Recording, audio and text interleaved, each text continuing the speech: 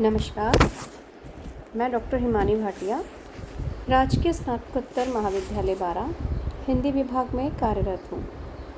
आज मैं आपको बीए प्रथम वर्ष, जो कि हमारी सेकंड पेपर है आज का, उसमें हमारी कहानी है दुलाई वाली बंग महिला की कहानी।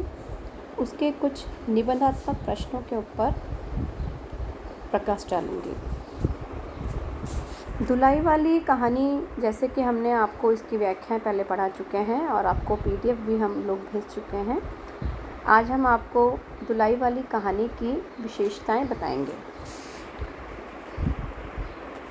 बंग महिला द्वारा रचित दुलाई वाली कहानी को हिंदी की प्रथम मौलिक कहानी माना गया है। इन्होंने कुछ बंगला कहानियों का हिंदी में अनुवाद किया और हिंदी में कुछ मौलिक कहानियाँ भी लिखी हैं। इनकी कहानियों का संकलन कुसुम संग्रह नाम से प्रकाशित हुआ है। अब हम देखेंगे कि दुलाई वाली कहानियों की विशेषताएं क्या हैं। दुलाई वाली कहानी आरंभिक काल की कहानी है। ऐतिहासिक दृष्टि से इस कहानी का विशेष महत्व है। प्रस्तुतः कहानी की विशेषताएं इस प्रकार हैं। सबसे पहली है घटना प्रधान कथानक। दुलाई वाली कहानी का कथानक विविध घटनाओं को जोड़कर तैयार किया गया है।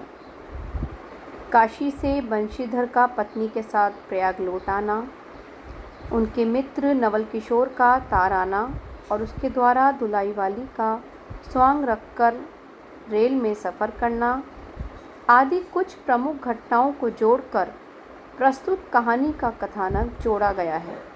इस कहानी के कथानक में रोचकता और कौतूहल पर्याप्त मात्रा में है। कहानी का विकास चारों दशाओं में उचित ढंग से हुआ है। संवादों के द्वारा चारित्रिक विकास दिखाया गया है, परंतु रेलगाड़ी के डिब्बे में यात्रियों के संवाद कुछ अटपटे से लगते हैं।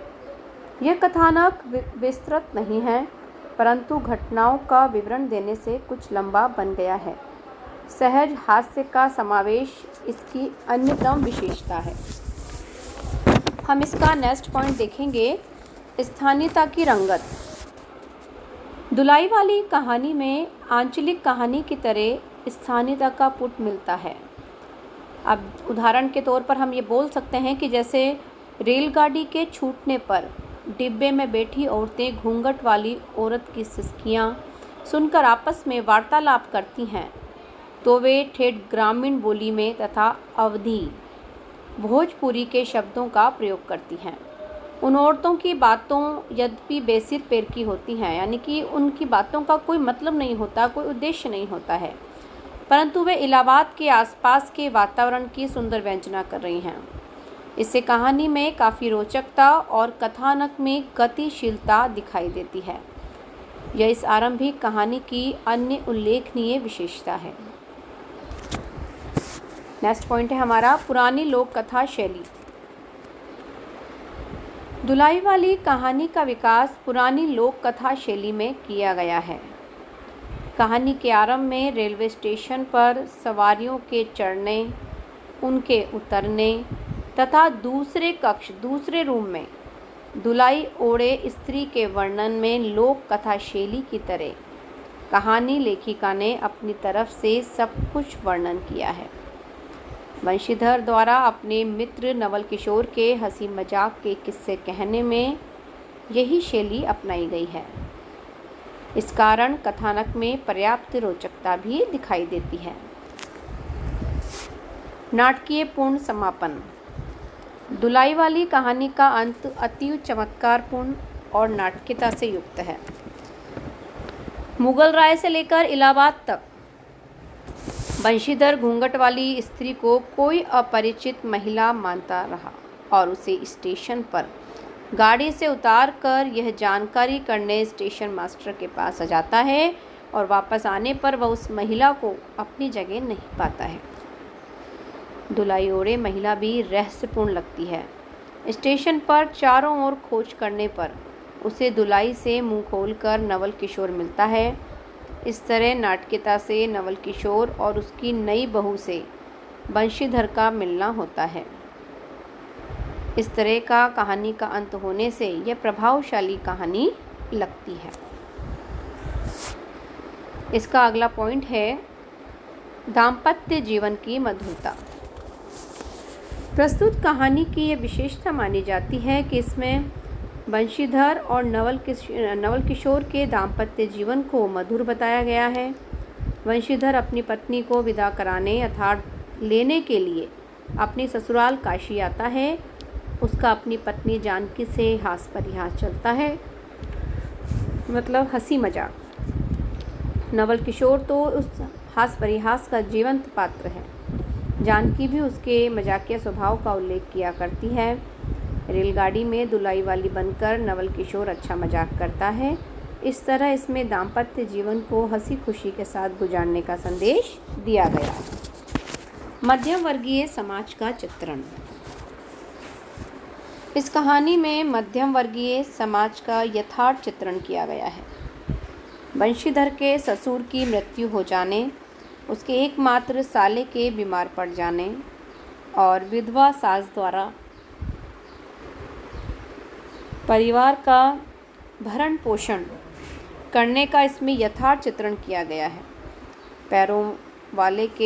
पैसे वाले के पास नौकर चाकर रहते हैं, परंतु पैसा न रहने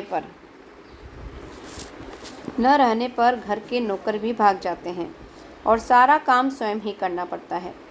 बंशीधर के ससुर के देहांत के बाद उसके परिवार की भी यही स्थिति हो गई थी। बंशीधर का मित्र नवल किशोर भी मध्यम वर्गीय है। गाड़ी में जो प्रौढ़ महिलाएं और लाठी वाला व्यक्ति बैठा रहता है वे भी मध्यम वर्गीय हैं।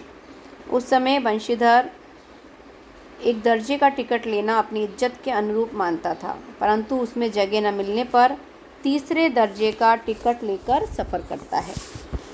वह डोडे दर्जे के टिकट लेने में काफ़ी दिखावा करता है तथा तीसरे दर्जे के डिब्बे में स्वयं को छोड़कर सभी को असभ्य मानता है।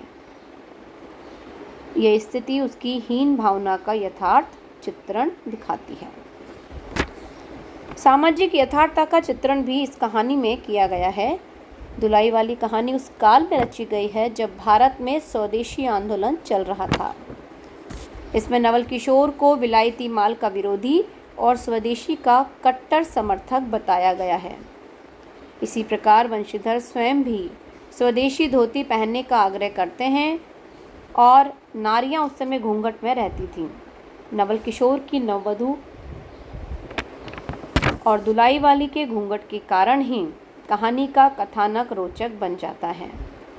ग्रामीण जो महिलाएं अकेली महिला को लेकर तरह तरह की बैसिर पैर की बातें करती हैं, जैसे कि आमतौर पर हम देखते हैं कि जब दो महिलाएं एक साथ एक जगह पर बैठी होती हैं तो उनकी बातें ऐसी होती हैं जिनका कोई मतलब नहीं होता। तो ये कहानियाँ, ये कहावतें अभी की नहीं हैं, ये शुरू से ही चली आ रही हैं। मतलब कहने का मतलब है इस कहानी के माध्यम से ये प्रतीत होता है कि ये बातें अभी नहीं हैं, ये पुरानी पीढ़ी से चली आ रही हैं। तो रेलगाड़ी में टिकट न लेकर चलने में अपनी अपनी तरफ से व्याख्याएं करती हैं। यह सब उस समय के सामाजिक यथार्थ का परिचायक है।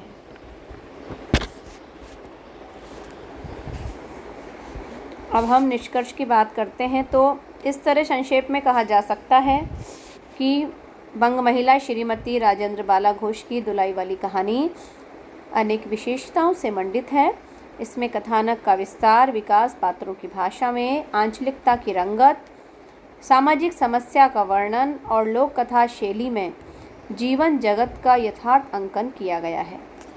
इन सब विशेषताओं के कारण यह उस काल की उत्कृष्ट कहानी मानी जाती है। तो आज हमने देखा कि दुलाई वाली कहानी की जो विशेषताएं अगर एग्ज़ाम में आती हैं तो हमें लिखेंगे सबसे पहले उनकी विशेषता: घटना प्रधान कथानक, स्थानीयता की रंगत, पुरानी लोक कथा शैली, नाटकीयपूर्ण समापन, दाम्पत्य जीवन की मधुरता, मध्यम वर्गीय समाज का चित्रण, सामाजिक यथार्थ का चित्रण। इस प्रकार दुलाई वाली कहानी की विशेषताएं हमने आज आपको बताई हैं। आप इनके पॉइंट्स के माध्यम से इनको देख सकते हैं। इसका PDF भी मैं आप लोगों को शेयर कर रही हूँ। धन्यवाद।